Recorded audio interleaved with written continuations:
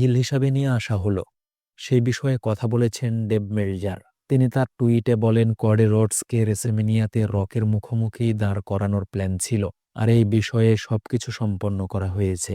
মানে রেসেলমেনিয়া 41-এ মুখোমুখি হতেন রক এবং কডি রোডস, যেখানে আগের সপ্তাহে গল্পকে একদম পুরোপুরি সাজিয়েছিলেন রক, আর সেভাবেই কাজ চলেছে। তবে এই আইডিয়া ভালো লাগেনি ট্রিপল এইচের, আর তিনি এই সিদ্ধান্তকে বাজে হিসাবে উল্লেখ করেন। তিনি রককে এই সিদ্ধান্ত থেকে সরে আসতে বলেন, তবে রক আসেননি। ট্রিপল এইচ এই বিষয় নিয়ে নিক খানকে মধ্যস্থতাকারী হিসাবে বেছে নেন, কিন্তু বরাবর রকের সিদ্ধান্তের কাছে তিনি হেরে যান। মানে নিক খান রকের পক্ষে মত দেয়। রককে গল্প থেকে সরানোর কোনো প্ল্যানই কাজ করেনি। তিনি শেষ উপায় হিসাবে বেছে নেন কডি রোডসকে। মানে রককে অপোনেন্ট হিসাবে কডি রোডস যদি না করে দেয়, তবে সেখানে রক ভিন্ন পথ অবলম্বন করবেন। এটা ট্রিপল এইচের বিশ্বাস ছিল। তিনি কডিকে সব বিষয় বুঝিয়ে রাজি করান, আর ব্যাকস্টেজে এটা নিয়ে কথা হয়, যেখানে কডি রকের সঙ্গে ম্যাচ খেলতে অপারগতা জানায়। এটা শোনার পরে রক চাইলে নিজের ক্ষমতা ব্যবহার করে কডিকে বাধ্য করতে পারতেন, তবে তিনি সেটা না করে অপশন খুঁজতে থাকেন, আর অপশন হিসেবে পেয়ে যান জন সিনাকে। বলা হচ্ছে সিনা এই গল্পের জন্য মোটেও রাজি ছিলেন না, কেননা তিনি চাচ্ছিলেন সবার নায়ক হয়েই বিদায় নিতে, কিন্তু তাকেই হিল হিসাবে নিজেকে প্রকাশ করতে হলো।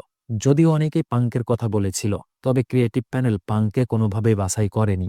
মানে কেউ কেউ প্রস্তাব করেছিল সিনা যেহেতু রাজি নয়, তাই এখানে পাঙ্ককে যুক্ত করা যেতে পারে। তবে ক্রিয়েটিভ প্যানেল এবং রক তাকে এই গল্পে নিয়ে আসার প্ল্যানের প্রতি গুরুত্ব দেখায়নি। তবে সিনা রাজি না থাকলে সেখানে মেইন ইভেন্টার হওয়ার মতো দুইজনই ছিল, যার একজন পাঙ্ক আর একজন রলিন্স। পাঙ্কের কথা আগেই তো কোম্পানি বাদ দিয়ে দিয়েছে, তাহলে সেথ রলিন্স হতো শেষ ভরসা। এদিকে কোম্পানি চায় সিনাকে দারুণ একটা অবস্থান থেকেই বিদায় দিতে, আর একই সাথে নতুন রেকর্ডের মালিক করে বিদায় দিতে। তাই তিনি রাজি না হলেও তাকে এটা করতে হয়েছে নিজের ক্যারিয়ারের জন্য এবং ডাব্লিউডাব্লিউইতে অনন্য কৃতিত্বের মালিক হওয়ার জন্য। একটা বিষয় ভালো ছিল, সেটা হলো কডি যখন রকের সঙ্গে খেলতে রাজি ছিল না, তখন তার ওপর প্রভাব খাটাতে পারতেন রক, তবে তিনি সেটা করেননি। প্রশ্ন হলো, ফ্যানরা চায় সিনা ফেস হিসাবে বিদায় নি, কিন্তু এটা তো হিল হয়ে গেল, তাহলে কিভাবে তিনি বিদায় নেবেন?